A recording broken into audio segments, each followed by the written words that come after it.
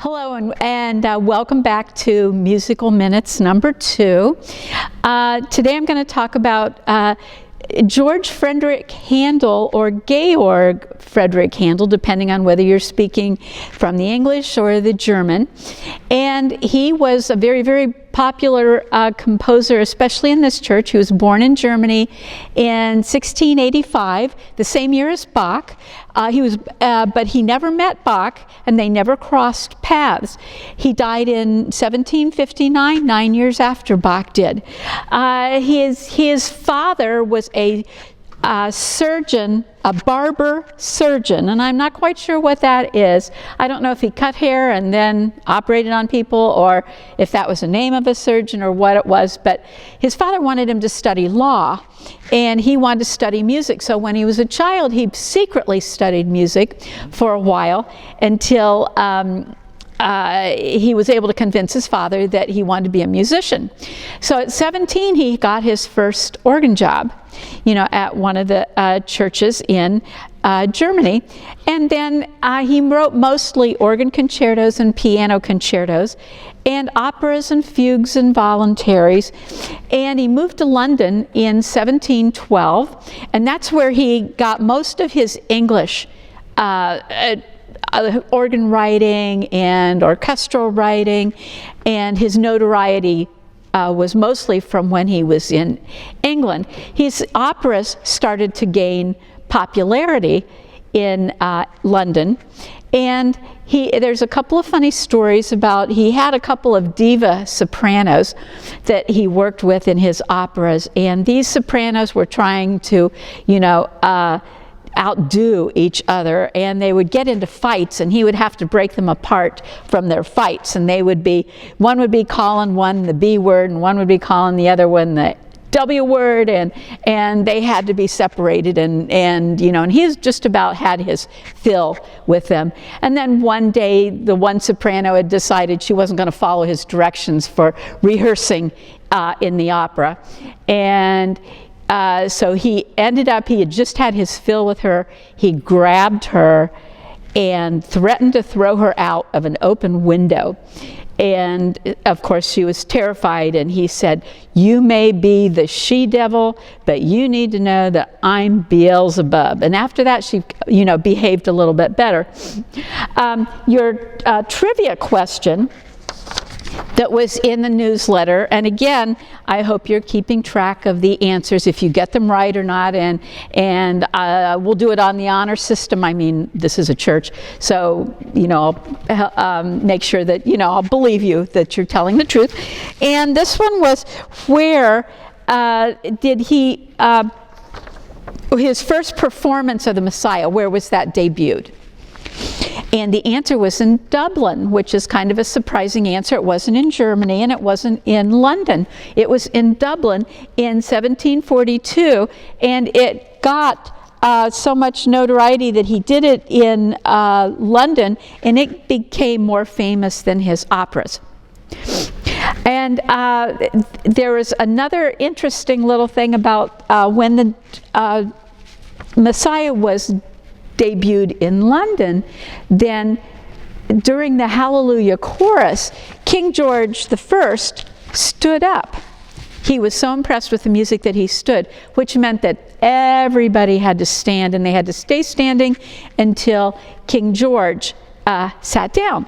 So that's kind of an interesting little tidbit on why some today, and I had never heard of this before, but Diana brought this to me, and so I thought, that I would research that and find out why would people stand for that. I guess it's kind of like standing for our Star-Spangled Banner. But anyway, that's kind of an interesting little bit if you see anybody standing for the Hallelujah chorus. Okay, another thing, when he debuted his pieces from the Messiah, he gave half of the proceeds that he made. He gave one to a debtor's prison in Dublin. This was his first performance in Dublin. And then he gave some more to the Children's Hospital. And he was known for being extremely generous and gave a lot of his money away. And when he passed his estate, a lot of it was given to charity, especially the orphanages, because he liked to helping out the children. This video is going to have two pieces on it. The first piece I'm going to play is from the water music. Now, the water music was music that was performed outside, and King George wanted outdoor concerts on the River Thames so that he could attend them and the people could have fun outside. So I'm going to play a famous piece you'll recognize. It used to be the music to a Wegmans commercial, believe it or not. And it's called Hornpipe in one of my collections, but it's called Allegro Maestoso in another collection. So I'm not sure what the real name of it is, but it is in the water music. And then the second piece will be the Hallelujah Chorus, which I know is a huge favorite at Easter in this church.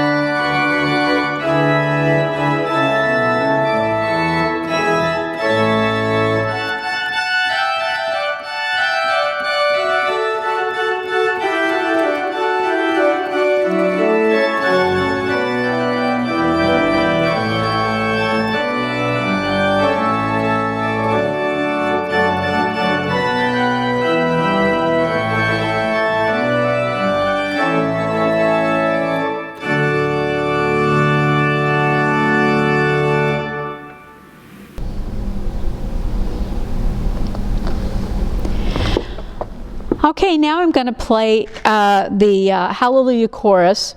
I wanted you to see the organ score for the Messiah. It's, of course, his most popular oratorio, and you can see in here that there are recitatives, so there's no really speaking in it. It's all, sung. There are bass solos, tenor solos, soprano and alto, so then choruses, and then the Hallelujah Chorus isn't even the end of it. It is about 3/4 to the end of it, and that would be for the whole choir. Now in our church we like to have everybody come down and grab a score and sing the Hallelujah Chorus with it, and we have like a whole lot of people that come down, and it's one of the favorite parts of the service for Easter. But I just wanted to show you how long this work is. And the organ score is, of course, arranged because since we're doing it with all orchestra, no organ, then these are arranged to put pedals in places and things because you don't have enough hands to play all the voice parts from the instruments. So it's arranged to try and get as much of the work as possible within your hands and then in your feet. Okay, so now the Hallelujah Chorus.